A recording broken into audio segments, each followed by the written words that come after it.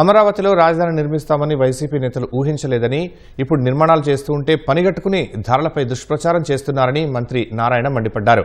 అప్పులు చేసి వెళ్లిపోతున్నాం, వచ్చే ప్రభుత్వం వాటిని తీర్చడానికి సరిపోతుందని వైసీపీ అనుకుందన్నారు.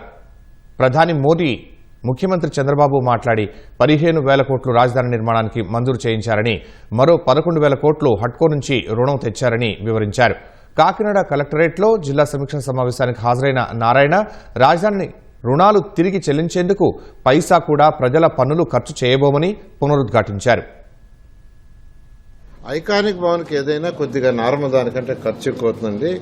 వైసీపీ వాళ్ళకి ఏం పని లేదు. యాక్చువల్గా వాళ్ళు ఎంతసేపటికి ఏంటంటే అదింత ఇదింత అని వాళ్ళ ఇష్టం, అంటే వాళ్ళ నోటికి వచ్చినట్టు చెప్పడం జరుగుతుంది. సీఎం గారు చాలా క్లారిటీగా ఎప్పటికప్పుడు కంపేర్ చేసుకోండి, ఎస్ఆర్ రేట్ల ప్రకారం చాలా స్ట్రిక్ట్గా ఫాలో అవుతున్నాం. వాళ్ళకేందంటే వాళ్ళు ఎక్స్పెక్ట్ చేయలే ఇన్ని వేల కోట్లు ఎక్కడి నుంచి తెస్తారు, మేము అప్పు చేసి వెళ్ళిపోతున్నాం, ఏ విధంగా అమరావతి రాజధాని కట్టగలరు అని వాళ్ళు ఒక భ్రమలో ఉన్నారు. కానీ గౌరవనీయ ముఖ్యమంత్రి గారు కేంద్రంతో ప్రైమ్ మినిస్టర్ గారితో మాట్లాడటం, వాళ్ళు యాక్చువల్గా కొంత 15,000 కోట్లు వాళ్ళు శాంక్షన్ చేయించారు. అదేవిధంగా 11,000 కోట్లు యాక్చువల్ హట్కో ద్వారా ఇలా డిఫరెంట్ అనేక మార్గాలు తెచ్చాం.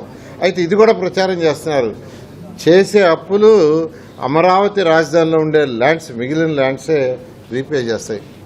కాబట్టి అమరావతి క్యాపిటల్ సిటీకి చేసే అప్పులు ఒక్క పైసా కూడా ప్రజలు కట్టే ట్యాక్సుల ద్వారా రీపే చేయము. గత ప్రభుత్వానికి ఫైనాన్షియల్ ప్లానింగ్ లేదండి, ఇష్టం వచ్చినట్టు చేశారు.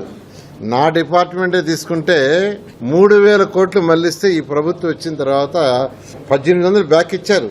అన్ని డిపార్ట్మెంట్ డబ్బులు డైవర్ట్ చేసేసి ఏదంటే చేసింది. కానీ ఈ ప్రభుత్వం వచ్చిన తర్వాత ఒక ప్లానింగ్గా మొన్న లాస్ట్ April 1 నుంచి ఏ మున్సిపాలిటీ డబ్బులు వాళ్ళ దగ్గరే ఉన్నాయి, వాళ్లే ఖర్చు పెట్టుకునే ఫ్రీడమ్ ఇచ్చేశారు. అలా ఈరోజు అమరావతిలో కట్టే బిల్డింగ్స్ చాలా ప్లాన్డ్గా ఎస్ఆర్ రేట్ ప్రకారమే కడుతున్నాము.